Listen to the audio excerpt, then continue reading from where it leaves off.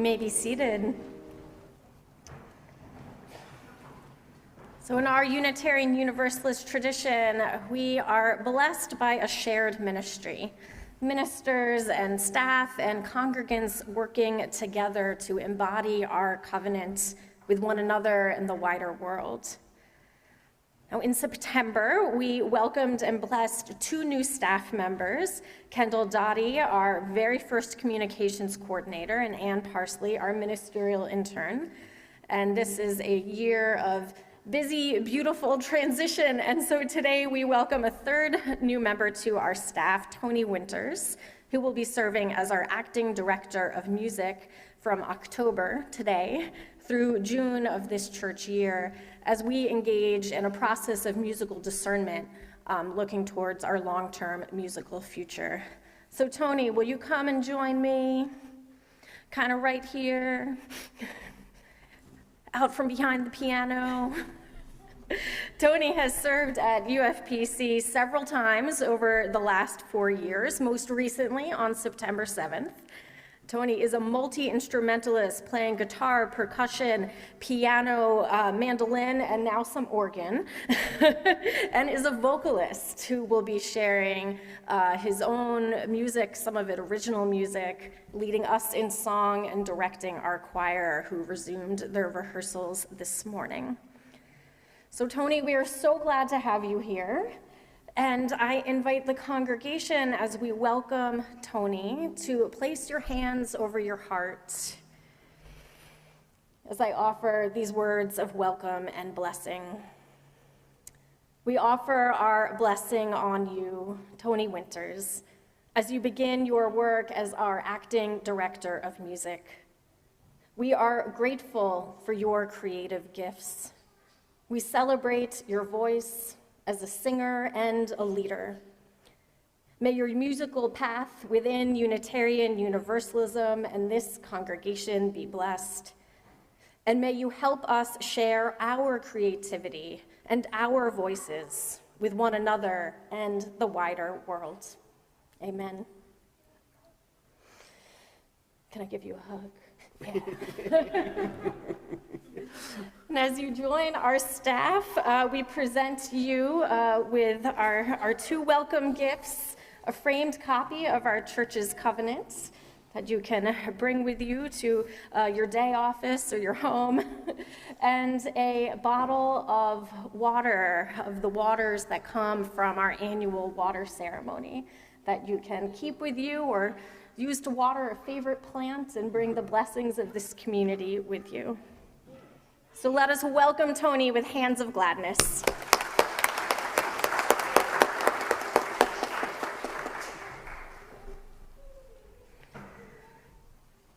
And now I invite our children and Spirit Circle community to come up to these front pews for our message for all ages. Parents can come too if they want.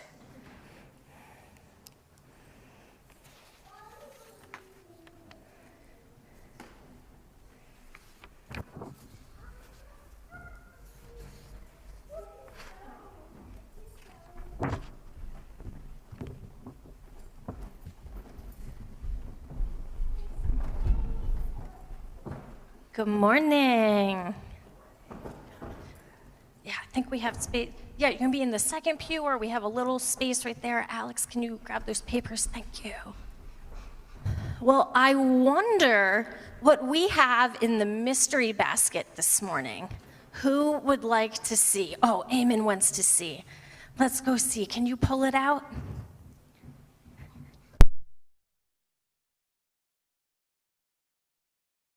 An umbrella. Can you hold it up high? Oh, yeah. Let's keep it closed because it's not raining inside, thank goodness. You can pass that around if you want. Thank you, Anne. We have an umbrella. We have an umbrella.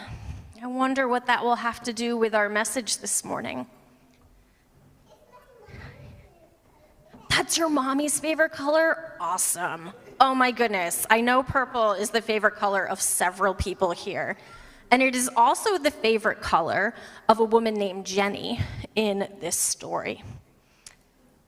And in this story, it is a cold, wintry day where it's that very coldest rain where you just wish it was snow, but instead it's really cold rain. The kind of rain that just soaks through you and makes even your bones feel cold and wet. And Jenny was driving home after a long day of work on this cloudy day. And she was in her warm, dry car. She even had heated seats and the heat was on. And her favorite music was playing. And she looked forward to pulling into her garage and not even getting a single drop of rain on her head. But as she turned onto her street, she noticed someone up ahead, a man walking alone, no umbrella, no coat, no car with heated seats. And he was soaked, it seemed, probably to his bones. Now, Jenny's first thought was a little judgy. Why would someone leave the house with no coat? Didn't they check the weather? Didn't they think to bring their own umbrella? But her second thought was one of compassion, of wanting this person to have the same warmth and security that she did. And she looked in her rearview mirror, and she looked in her back seat, and she saw there her purple umbrella, dried and unused, because she had a garage at work and a garage at home. And she thought, I could give this man the umbrella, but I'm so tired, and I'm so close to home, I'd have to make a U-turn and open the window in the rain, and she wondered about doing this. It wasn't actually an easy choice, because she was so tired, and she didn't even know how the man might respond. But she took a deep breath, remembered that her parents had told her to always be kind whenever she could, and she looked in all of her mirrors on that rainy day, and she made that U-turn and came back beside the man, rolled down her window and said, "Excuse me, sir, I have something for you." And then she held out her purple umbrella. And the man looked up, very startled, and then he started to smile and took it and said, "Thank you." And that evening, Jenny also couldn't stop smiling. When she told a friend about it, she said, "I thought I was doing him a favor, but actually, when I saw him smile, I realized that he also did me a favor. He reminded me that I can be brave and make U-turns in the rain and make a difference, even a small one." So what I love about this story is that it reminds us that being a compassionate person, a kind and caring person, sometimes means stepping out of our comfort zone, be willing to let in some cold, rainy air in order to be kind to others. And that even though it can be uncomfortable, being kind to others is a gift that we share with one another. So thank you all for listening to this story, and I invite our kids to head downstairs with Elizabeth Foster for their Spirit Circle activities. Thanks for returning that umbrella. I'm gonna need that at some point. Yeah. So our kids will head down the center aisle, and our grown-ups can sing them on their way.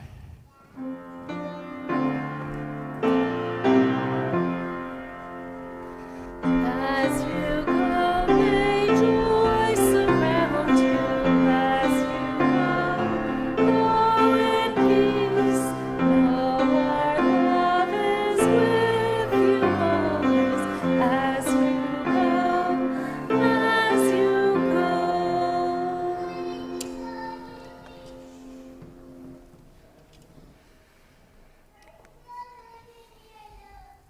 Through the sharing of our joys and our sorrows, we create a sacred space where we are deeply present with ourselves and one another. This is a time for us to briefly yet fully share the life milestones that lift our spirits in joy or hope, or those pains and losses that fill us with heartache. If you have a joy or a sorrow to share in a moment, I invite you to come forward to this microphone, or alternatively, you can raise your hand and Jason will bring the handheld microphone to you. And when you share, please first say your name so that we might all know and hear you. For folks joining us online, you can write your joy or sorrow in the chat, and we will share that here in the sanctuary. As we begin our sharing, we light a candle of joy, knowing that a joy shared is a joy magnified. And we also light a candle of sorrow, knowing that a sorrow shared is a burden lightened. Let us open our hearts to one another.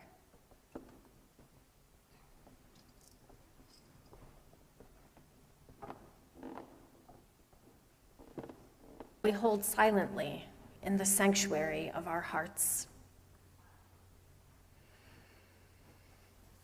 May the light of these candles and the compassion of this community remind us that wherever we are on our journey, each of us is worthy of love, and each of us is able to love. Let's take a deep breath together, returning to that spirit of life and love that is always there to ground and guide us. Breathe in, breathe out. Breathe in, feeling your own strength. Breathe out, accepting your own vulnerability. Breathe in, breathe out, as we share a time of meditation here in the city silence.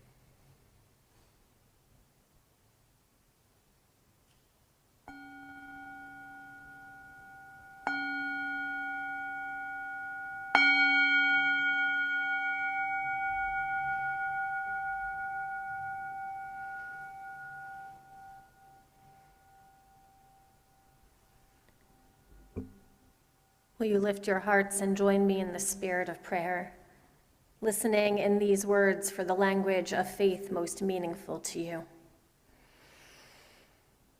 Eternal Spirit, eternal presence known by many names, known in many ways. We gather this morning as spiritual companions, traveling the path of the journey of life. A journey that brings joy and sorrow, pain and hope. We open our hearts in compassion for those amongst us who are struggling with their own health, bearing witness to friends and family struggling with their health. We open our hearts to those who are grieving the loss of a family member or a friend, losses that broke our hearts recently, and those that echo in our hearts to this day. May they know comfort and know that they are loved.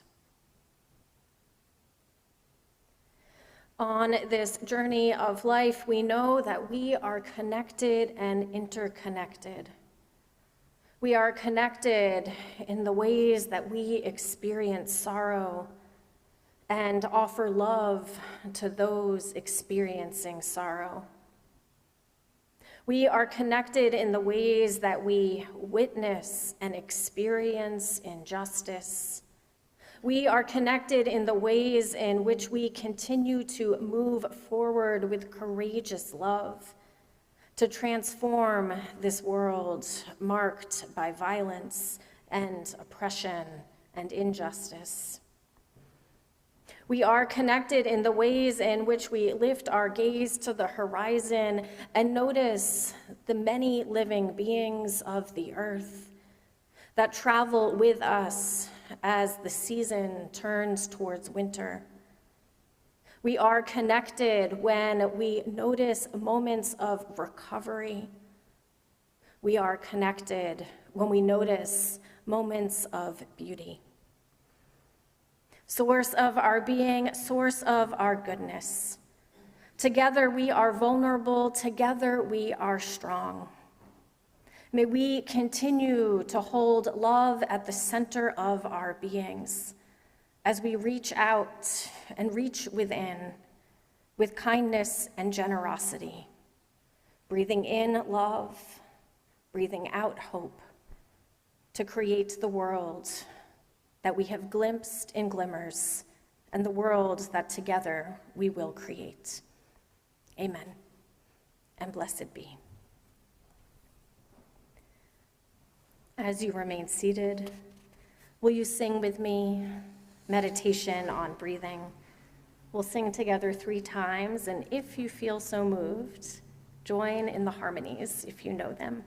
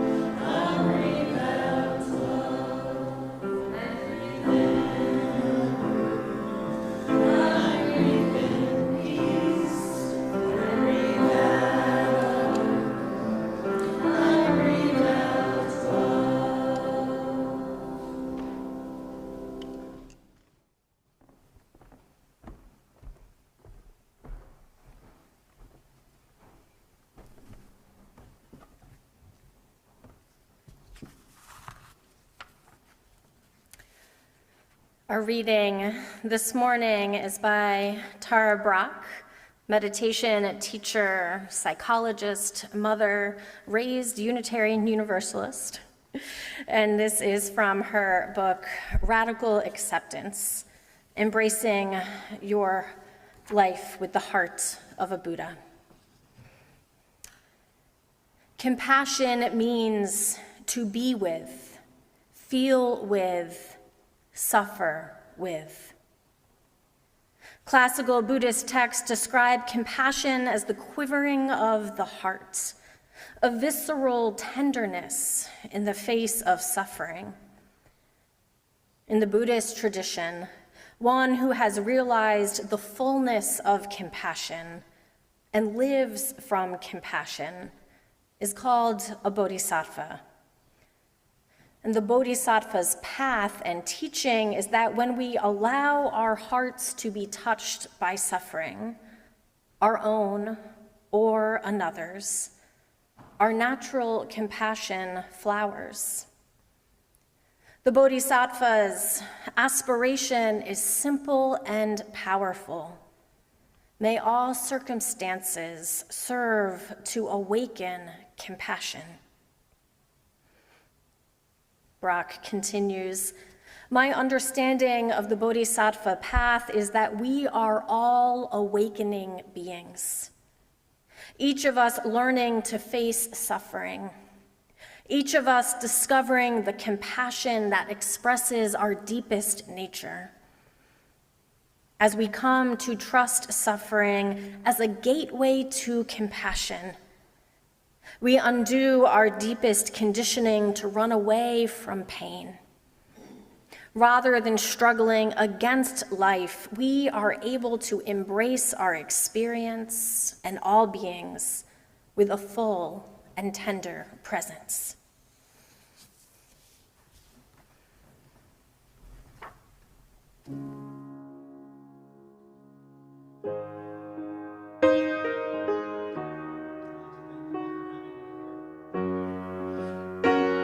This is a song for compassion, and it's by a band called Great Lake Swimmers. It's called Changing Colors.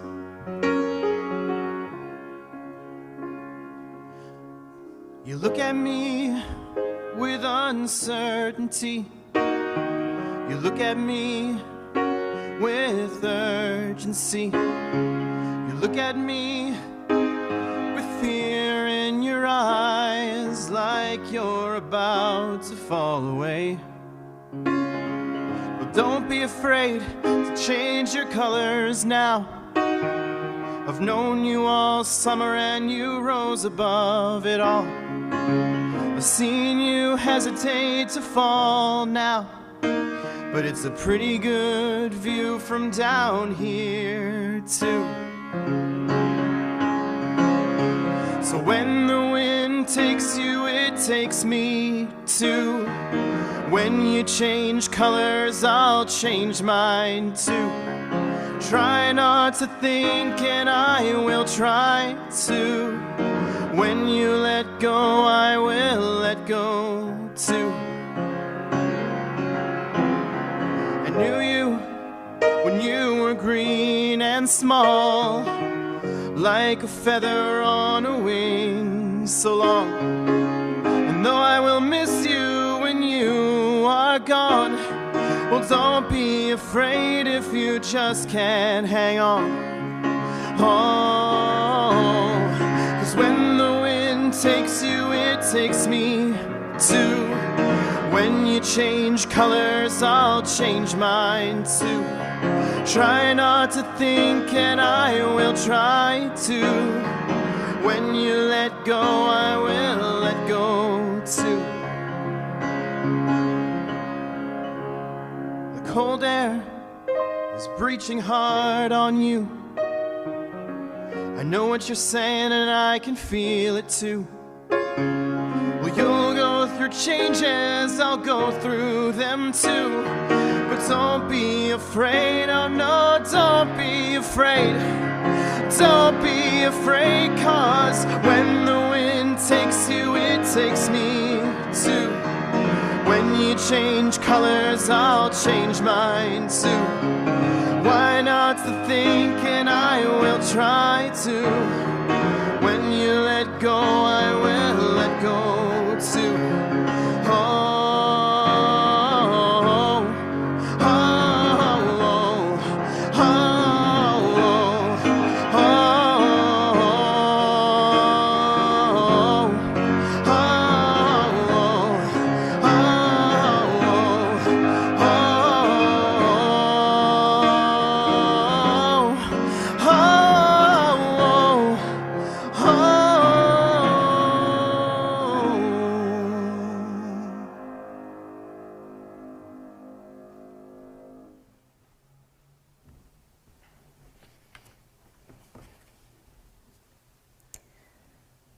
On Tuesday, I and some of my interfaith colleagues with the Quincy Interfaith Network had the privilege to attend the all-agency staff meeting for Father Bill's and Mainspring, an organization that many of you are familiar with for running the Father Bill's Place shelter, now the Yawkey Housing Resource Center, a half a mile from here. They manage several shelters, and even more than that, hundreds of units of affordable housing are supported through case management and more. And then there's the communications team and the development staff, and so the whole agency is hundreds of people. And the theme they chose this year was self-care for the hundreds of folks working for Father Bill's and Mainspring. And some of you over September wrote cards of encouragement for the Father Bill's and Mainspring staff. And we showed up with like 500 cards of encouragement from a half a dozen or so faith communities. And it was such a joy to hand them out during lunch. We were there to help lead in exercise on values. Pastor Alyssa Olson from Good Shepherd Lutheran Church in North Quincy took to the microphone, and the rest of us walked around the room handing out rocks and Sharpies, the new religious tools. And over the course of the exercise, folks were first asked to reflect on an uncertainty in their life. Could be their professional life, the uncertainty of funding. Could be their personal life, the uncertainty of parenting, the uncertainty of one's health and the health of family and friends. And then the exercise moved on to ask people to reflect on what are their deepest values. Not necessarily the official values of Father Bill's and Mainspring, though those are wonderful values, but their values. And to write a word or three or a little picture on the rock to remind them of their values. We were dispersed at different tables, and when it was time for the optional sharing, everyone at my table took the option to share. Some wrote one word, some wrote 5 words, and every single person at that table wrote compassion. Everyone, self included. Compassion. Being present to the suffering of others with an open and tender heart. This is a rock in the foundation of so many of our value systems as individuals and institutions. We say it every Sunday, we striving for justice, compassion, and peace. We are, whether or not we are informed by Buddhist wisdom and practice in our own lives, we are on a variation of the Bodhisattva path, to live and act with compassion, to bear witness to the suffering of the world with an open and tender heart. And that's not an easy thing to do.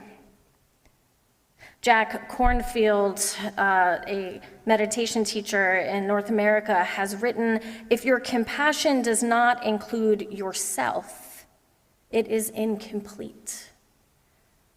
If your compassion does not include yourself, it is incomplete. When we are present to the suffering of others, we too are in pain. And then there is the suffering we ourselves carry. I think of a story that a friend of mine shared. We'll call her Samantha. It's a story of her being present to the suffering of others and learning to be present to her own suffering. She shared with me about a time when her child was a toddler, and her child had an evening, as he sometimes did at that age, where he just got so worked up, so dysregulated as bedtime approached that sometimes he just couldn't stop crying. And this was a day where he was just running around his room crying, and she wanted to reach out and embrace him, knowing that his little body, his little nervous system would benefit from that hug, but he was not there for that. And ultimately, what she decided to do was to just sit in the middle of the room with her arms open, her lap open, as her crying child ran circles around her, faster and faster, and then slower and slower, until he arrived on her lap. And then she was able to reach her arms around him with tender care. The Buddha has written about compassion and self-compassion. Hold yourself as a mother holds her beloved child. And this is an image I have of my friend holding her beloved child. Now, I must pause to say that the Buddha has also set a very high standard for parental love, especially maternal love, like no pressure Buddha, to have holding someone as a mother holds her beloved child as the paradigm of compassion. And parents, we are imperfect, and that is okay. But there are these moments when a parent or an uncle, a caring adult, reaches around and holds a beloved child. And she was able to do this for her child, to hold him. Eventually, she got him to bed and then left the room, and her own nervous system just kind of collapsed. And she returned to that open-bodied, meditative posture, but it was one of just exhaustion and depletion. She wanted someone to hold her.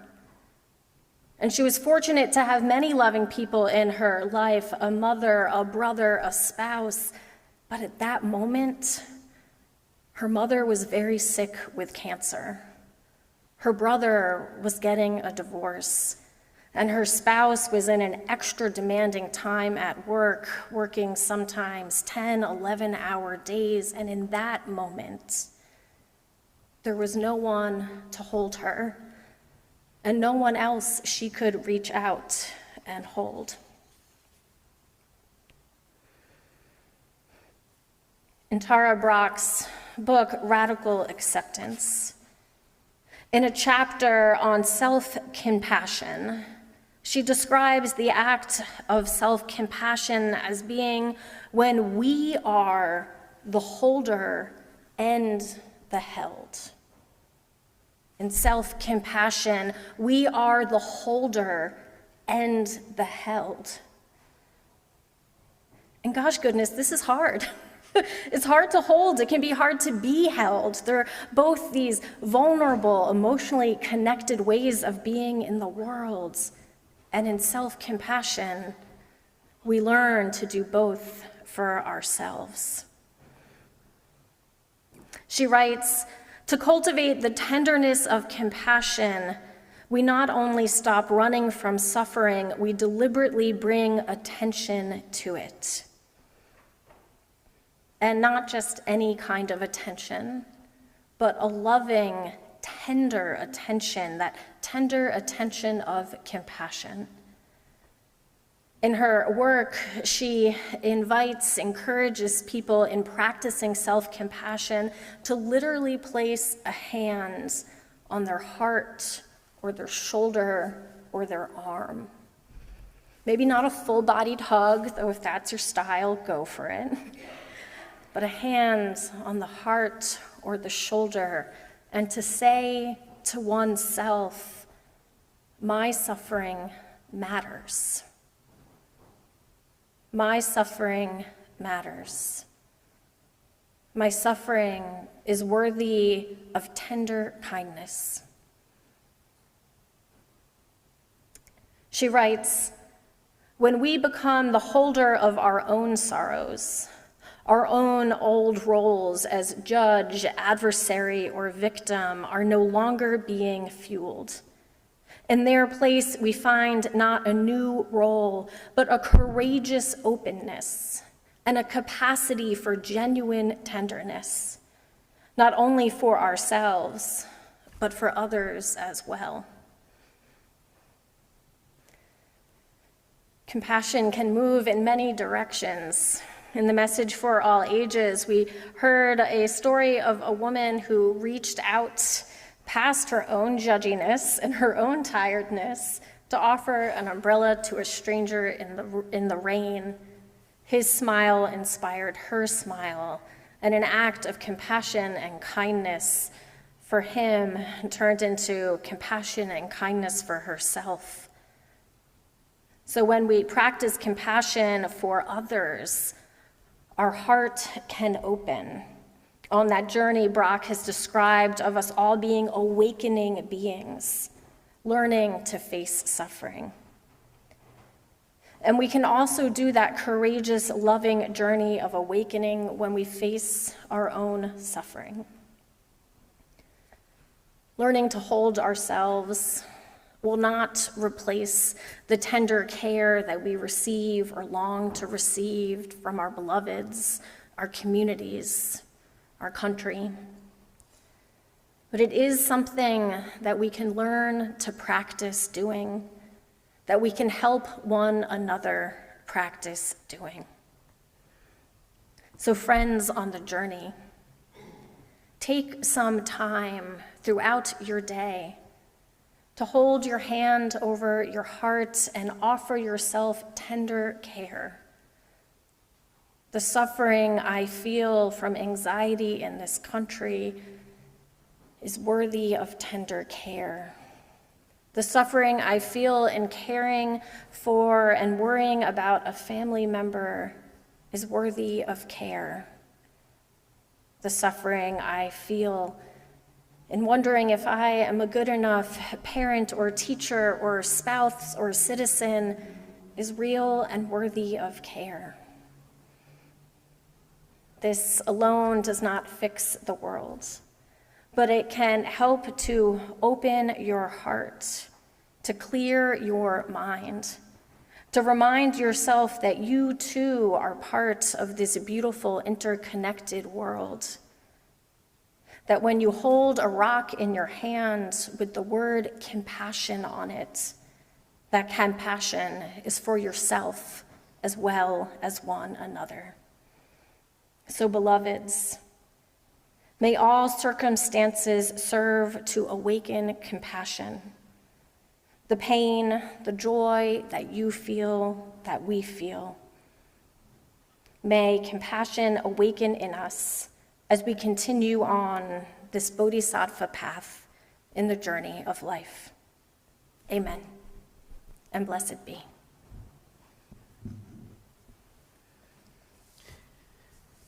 We are going to sing a hymn now that many of you may not know.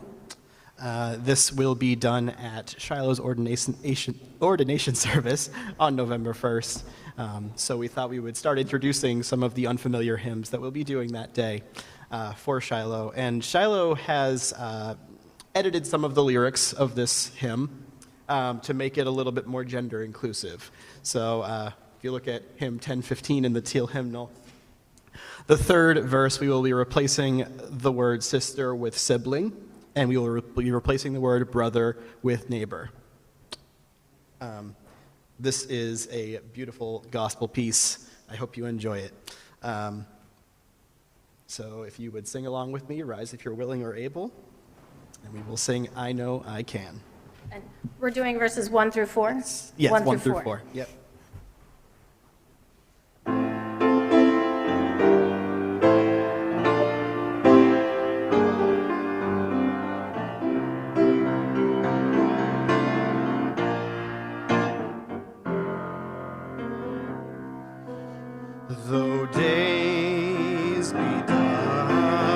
with storms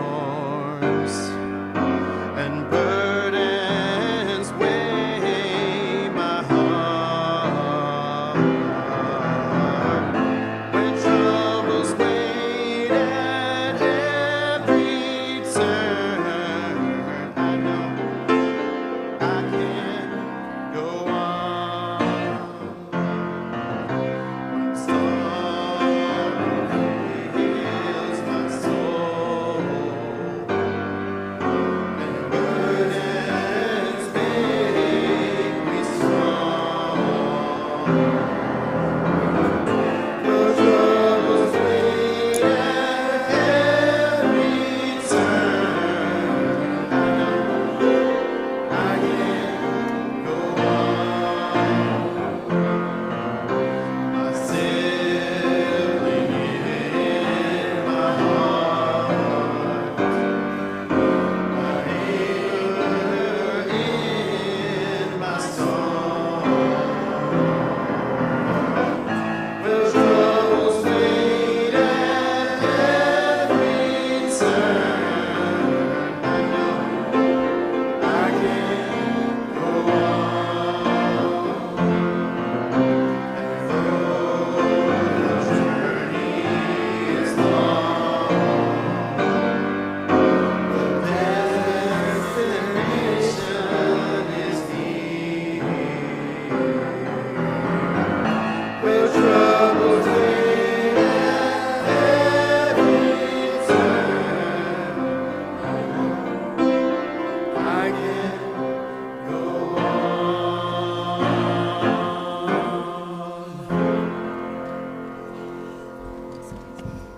You may be seated.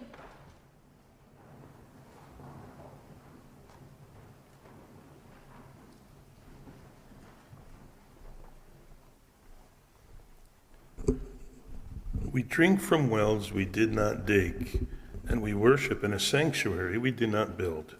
As a voluntary association, our church is sustained through the gifts of the members and friends of our congregation. United First Parish Church matters to me because even though I am very new, I was really welcomed here, and I was trusted to become a part of some important parts of the church. And there was nothing that I wanted to do more than participate and not just spectate. And I was welcomed, so thank you. You can give online by going to ufpc.org and clicking on the donate button, or you can place your donation in the offering plate. If this is your first time worshiping with us, please let the offering plate pass you by. Your presence here today is your gift to us, and we hope you will join us following the service for social hour. May the ushers come forward for the morning offering to support the good works of the United First Parish Church. May it be joyfully given. Know that it will be gratefully received.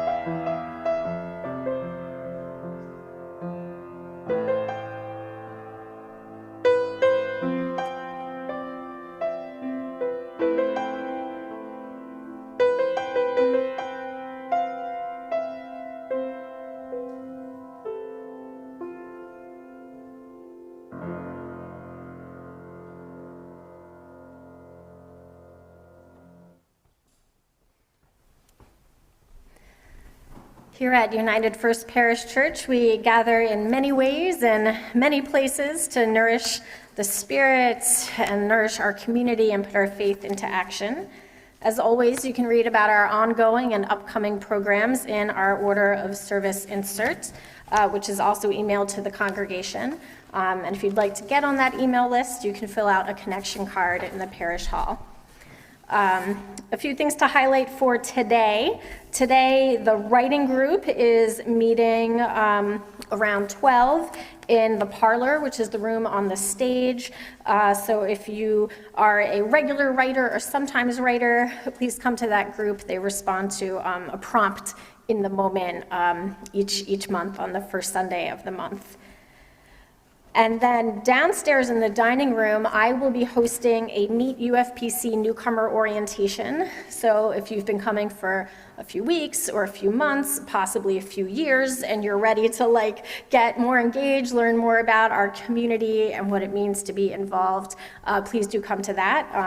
And if you happen to be free after church and this is your very first time coming, you are welcome as well. And then I want to look ahead to 2 weeks from now on October 19th. We have a lot going on. We have so much going on that the worship committee and the religious education committee are teaming up to get lunch for everyone. So after worship, during social hour, we'll have a sandwich lunch for folks to share. And then for dessert, you can participate in Cupcakes for a Cause, being organized by the Social Justice Action Committee. So we need folks to bake, we need folks to eat. You can read the details about Cupcakes for a Cause in your order of service insert. And then after that lunch, folks who are greeters and ushers will have a greeter and usher orientation. If you're interested in becoming an usher, you can speak to either Albert or G-Fred. If you guys could raise your hands. Albert's in the back, G-Fred's over here. And religious education is hosting a visit to Holly Hill Farm in Cohasset, the organic farm where we do some hands-on service learning, getting our hands in the dirt, harvesting vegetables that are in the garden where they donate food to local food pantries. So stay for lunch on the 19th and then get trained as an usher or go to the farm and eat cupcakes in the middle. Got it? Sound good? Yeah. We've got vegetables, we've got sugar, it's gonna be great. And I did also, one final thing, see that Marie Louise has laid out some sign-up sheets in the parish hall for folks to support Shiloh's ordination on November 1st in a couple different ways. So you can look at those. And the ordination committee includes, I'm gonna call you guys out, Daphne, raise your hand. Kate, yes? And Marie Louise are our UFPC reps on the ordination committee, and folks from First Parish Bridgewater are rounding out that committee. So, that's it. Just a few small things this next month. Even more to read about in the order of service. But for now, I invite you to rise as you are willing and able. Take another deep breath and place your hands there on your tender, loving heart as I offer these words of benediction from Reverend Cameron Trimble. Spirit of breath, when the world numbs, soften us. Melt the armor we've built around our own tenderness. Guard us not with distance, but with discernment. Help us feel deeply without drowning. Let us carry pain without being consumed by it. Let us keep loving without illusion. May our hearts of flesh remain responsive, vulnerable, and true. May you go in peace and go in love to be a blessing to the world. And I invite you to turn towards the center aisle as we offer one another a shared sung benediction, and I extinguish the chalice.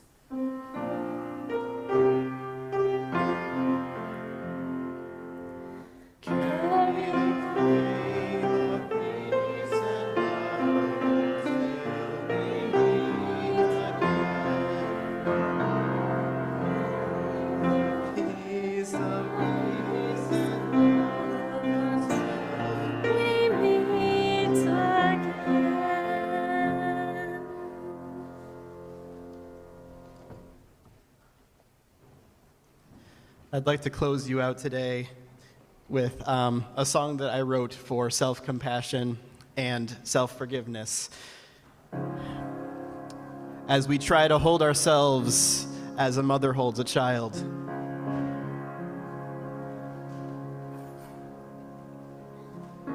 I want to thank you all so much for having me here. I'm really happy to be with you all, and I'm so excited to see what the next year brings. This is a song called Firebird.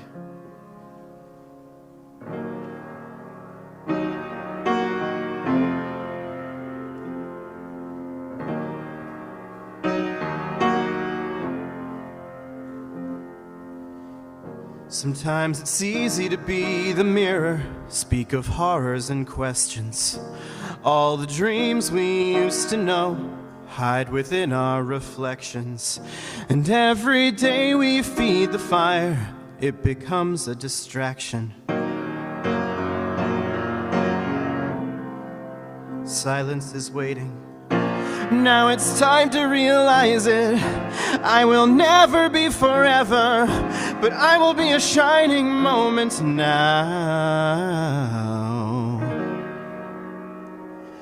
'Cause baby, it's a long way down, but wait till you see me, wait till you see me rising. You'll never see me hit the ground. You're gonna see me rising.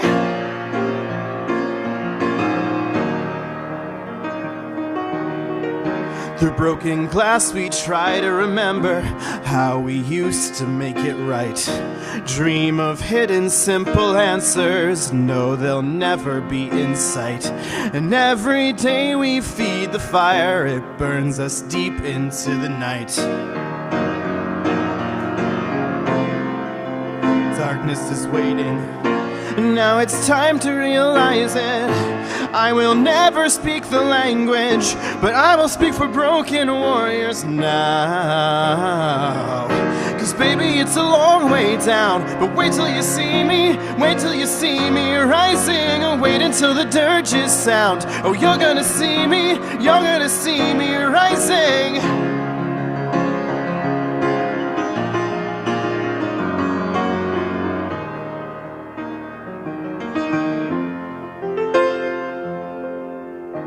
Ashes to ashes, dust to dust.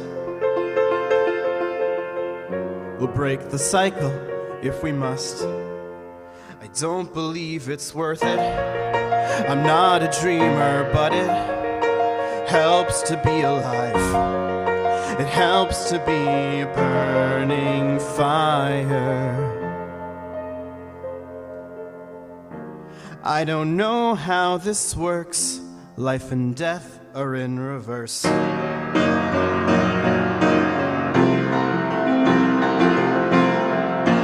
Now it's time to be patient. I will never be an angel, but my wings will break through the fires of hell.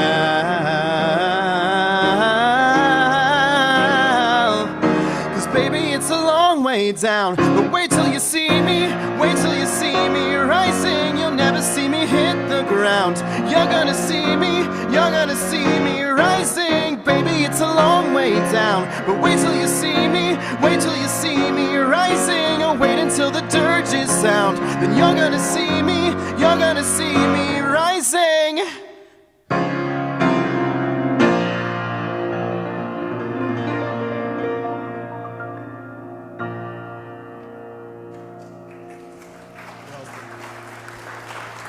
Blessed be.